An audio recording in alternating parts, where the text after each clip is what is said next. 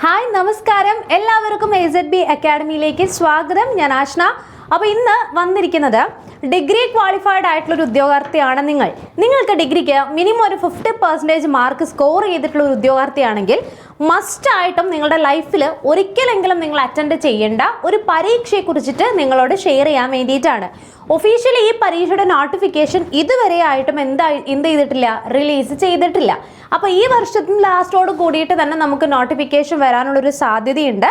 പിന്നെ ഒരു മെയിൻ ആയിട്ടുള്ളൊരു കാര്യം എന്ന് വെച്ച് കഴിഞ്ഞാൽ നോട്ടിഫിക്കേഷൻ വന്നു കഴിഞ്ഞാൽ വളരെ പെട്ടെന്ന് തന്നെയായിരിക്കും പരീക്ഷയുടെ എക്സാം നടക്കുന്നത്.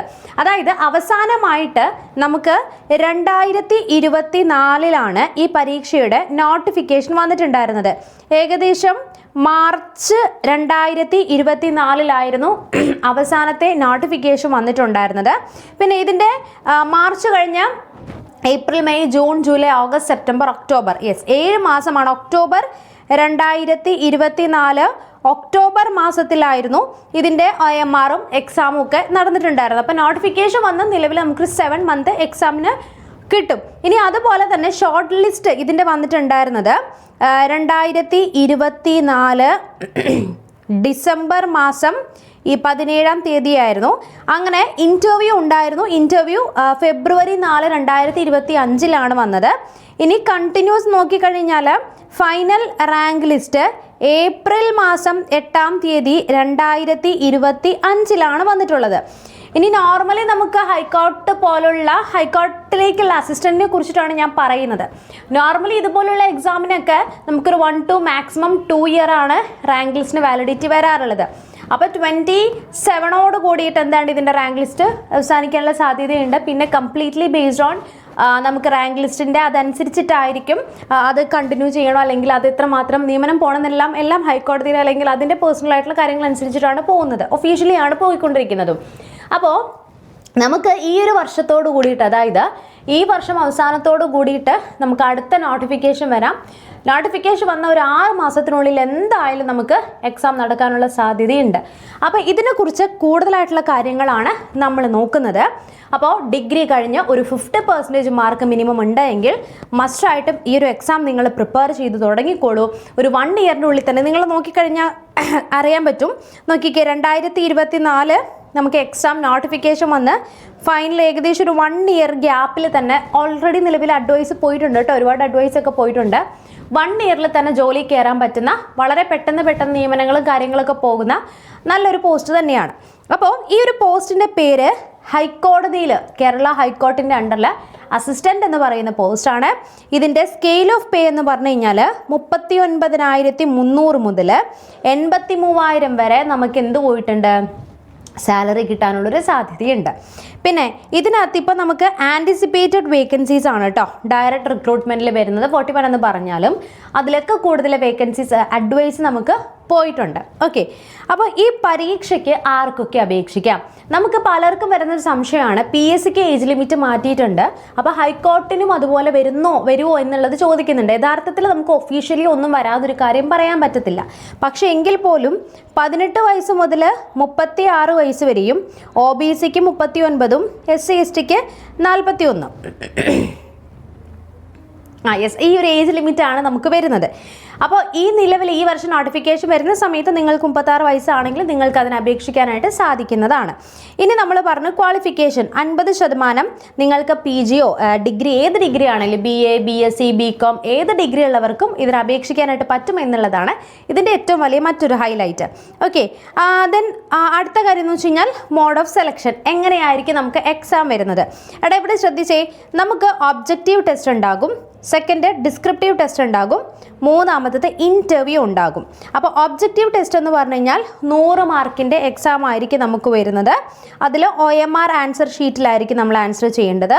ഡിസ്ക്രിപ്റ്റീവ് ടെസ്റ്റ് എന്ന് പറഞ്ഞു കഴിഞ്ഞാൽ ഏകദേശം 60 മാർക്കാണ് നമുക്ക് സെപ്പറേറ്റ് ആയിട്ടുള്ള ഒരു ആൻസർ ഷീറ്റിൽ അത് മാർക്ക് ഡിസ്ക്രിപ്റ്റീവ് ആയിട്ട് എഴുതണം. അപ്പോൾ അങ്ങനെയാണ് വരുന്നത്. ഇനി ഒബ്ജക്റ്റീവ് ടെസ്റ്റിന് 50 മാർക്കിൻ്റെ GK, 40 മാർക്കിൻ്റെ മാത്സ്, 40 മാർക്കിൻ്റെ ജി കെ, 10 മാർക്കിൻ്റെ മാത്സ്. ജി കെ 40 എന്ന് പറഞ്ഞ് നമുക്കിവിടെ തരുന്നത് നമുക്ക് ഇന്ത്യൻ ഫാക്ട്സ് പഠിക്കണം, കേരള റിലേറ്റഡ് ഉള്ള ഫാക്ട്സ്. നമ്പർ ഓഫ് ക്വസ്റ്റ്യൻസ് വളരെ കുറവായിരിക്കും. നമ്മൾ ഒരുപാട് ഇൻഡെപ്ത് ആയിട്ട് പഠിക്കേണ്ട കാര്യമില്ല. PSC പഠിക്കുന്ന പോലെ അത്രയും ഇൻഡെപ്ത് ആയിട്ട് ഇവിടെ പഠിക്കേണ്ട കാര്യമില്ല. Constitution, general science, IT and current affairs, ഇത്രയാണ് നമുക്ക് 40 മാർക്ക് വരുന്നത്. ഇനി ഈ ഒരു പരീക്ഷയ്ക്ക് ഡിസ്ക്രിപ്റ്റീവ് ടെസ്റ്റ് എന്ന് പറഞ്ഞു കഴിഞ്ഞാൽ 60 മിനിറ്റ് 60 മാർക്ക് പ്രിസൈസ് ഉണ്ടാകും, കോംപ്രിഹെൻഷൻ ഉണ്ടാകും, ഷോർട്ട് എസ്സേസ് ഉണ്ടാകും. ദെൻ ലാസ്റ്റ് ഇൻ്റർവ്യൂ ആണ്. ഇൻ്റർവ്യൂ 10 മാർക്കിനാണ് വരുന്നത്. അതിൽ 35% rank list will be 35% in the interview. ഇൻ്റർവ്യൂവിൽ മിനിമം 35% ആണ് പറയുന്നത്. ഇനി ഇത് കാണുമ്പോൾ തന്നെ നമ്മൾ ടെൻഷനാവും. പക്ഷേ യഥാർത്ഥത്തിൽ നമ്മൾ 2024 റാങ്ക് ലിസ്റ്റ് പരിശോധിച്ചാൽ ഓപ്പൺ കോമ്പറ്റീഷനിൽ ഒബ്ജക്റ്റീവ് മാർക്കിൽ ഫസ്റ്റ് റാങ്ക് കിട്ടിയ ആൾക്ക് 67.75ഉം ഡിസ്ക്രിപ്റ്റീവ് എക്സാമിന് നമുക്ക് വരുന്നത് 38.5ഉം അതേപോലെ തന്നെ ഇൻ്റർവ്യൂവിന് 10 മാർക്കും ടോട്ടൽ വാങ്ങിച്ചിട്ടുള്ളതാണ്. അതായത് ടോട്ടൽ 113 മാർക്ക് വാങ്ങിച്ചതാണ് ഫസ്റ്റ് റാങ്ക് എന്ന് പറയുന്നത്. അപ്പോൾ നമ്മളെ സംബന്ധിച്ചിടത്തോളം ഈ ഡിസ്ക്രിപ്റ്റീവ് ഇംഗ്ലീഷ് അത്യാവശ്യം നോളജ് ഉണ്ടെങ്കിൽ ഈ ഒരു എക്സാമിന് അത്യാവശ്യം നിങ്ങൾക്ക് നല്ല രീതിയിൽ പ്രിപ്പയർ ചെയ്യാൻ പറ്റുന്നതാണ്. ഇൻ കേസ് നിങ്ങൾ സ്മാർട്ട് വർക്ക് ചെയ്യാൻ റെഡി ആണെങ്കിൽ നിങ്ങൾക്ക് ഒരു 150 ഡേയ്സിലേക്ക് നിങ്ങൾ എന്താണോ പഠിക്കേണ്ടതെന്നുള്ളത് ഡേ 1, ഡേ 2, ഡേ 3 അങ്ങനെ കൃത്യമായി അറേഞ്ച് ചെയ്ത് ഓരോ 5 ദിവസം കൂടുമ്പോൾ നിങ്ങൾക്ക് അതിൻ്റെ മോക്ക് എക്സാമും അതുപോലെ OMR ടെസ്റ്റും അതേപോലെ സ്റ്റാർട്ടിങ്ങിൽ തന്നെ ഡിസ്ക്രിപ്റ്റീവിന് വേണ്ടിയിട്ടുള്ള ഷോർട്ട് എസ്സേസ് അതുപോലെ പ്രിസൈസ്, കോംപ്രിഹെൻഷൻ, സെപ്പറേറ്റ് ആയിട്ടുള്ള ക്ലാസ്സസ്, ലൈവ് ക്ലാസ്സസ്, നിങ്ങൾക്ക് പ്രാക്ടീസ് സെഷൻസ് തുടങ്ങിയ ഒട്ടനവധി ഫീച്ചേഴ്സുമായിട്ട് നമ്മൾ എന്ത് ചെയ്യുന്നുണ്ടാ നിങ്ങൾക്ക് ഒരു കോഴ്സ് കൊണ്ടുവരുന്നുണ്ട്. അപ്പോൾ ഹൈക്കോർട്ട് അസിസ്റ്റൻ്റ് ഡിഗ്രി ഉള്ളവർക്ക് അപേക്ഷിക്കാം. നോട്ടിഫിക്കേഷൻ ഇതുവരെയായിട്ട് വന്നിട്ടില്ല. ഇപ്പോൾ മുതൽ നിങ്ങളുടെ പഠനം ആരംഭിച്ചാൽ അതായത് ഡേ 1 മുതൽ നമ്മൾ ഈ ഷോർട്ട് എസ്സേ റൈറ്റിങ്ങും അതുപോലെ പ്രിസൈസും കോംപ്രിഹെൻഷനും ഒക്കെ ഇമ്പോർട്ടൻസ് കൊടുത്ത് അതായത് രാവിലെ നമുക്ക് എക്സാം കഴിഞ്ഞ് കഴിഞ്ഞാൽ സെക്കൻഡ് നമുക്ക് ഡിസ്ക്രിപ്റ്റീവ് അപ്പോൾ തന്നെ ആയിരിക്കും, ആ ഡേ തന്നെ ആയിരിക്കും. അപ്പോൾ അത് രണ്ടും കൂടി ഒരുമിച്ച് നമുക്ക് പഠിച്ചു പോവുകയാണെങ്കിൽ ഡെഫിനറ്റ്ലി നിങ്ങൾക്ക് എന്ത് ചെയ്യാൻ പറ്റും, സക്സസ് ആവാനായിട്ട് പറ്റുന്നതാണ്. അപ്പോൾ ഇതിന് വേണ്ടിയിട്ട് നമ്മൾ 150 ദിവസം നിങ്ങൾക്ക് കൃത്യമായിട്ട് നമ്മൾ എല്ലാവരും തരുന്ന പോലെ സിലബസ് തന്നോ നിങ്ങൾ പഠിച്ചോ എന്നല്ല പറയുന്നത്. നിങ്ങൾക്ക് വേണ്ടത് കൃത്യമായിട്ടുള്ളൊരു സ്റ്റഡി പ്ലാനാണ്, ഒരു സ്റ്റഡി ടൈം ടേബിളാണ്. ഇത്ര ദിവസം നമ്മുടെ മുന്നിലുണ്ട്, നമുക്ക് ഓൾറെഡി അലേർട്ടായിട്ടാണ് നമ്മൾ പഠിച്ചു പോകുന്നത്. അതുകൊണ്ട് തന്നെ ക്ലാസ്സുകൾ നിങ്ങൾക്ക് 100% യൂസ്ഫുൾ ആയിരിക്കും. അപ്പോൾ എന്തെങ്കിലും സംശയങ്ങളുണ്ടെങ്കിൽ കമൻറ്റ് ബോക്സിൽ കമൻറ്റ് ചെയ്യുക. അതുപോലെ ഗൂഗിൾ ഫോം കൊടുത്തിട്ടുണ്ട്, നിങ്ങൾക്ക് എന്തെങ്കിലും ഡൗട്ട് ഉണ്ടെങ്കിൽ ഫില്ല് ചെയ്താൽ മതി.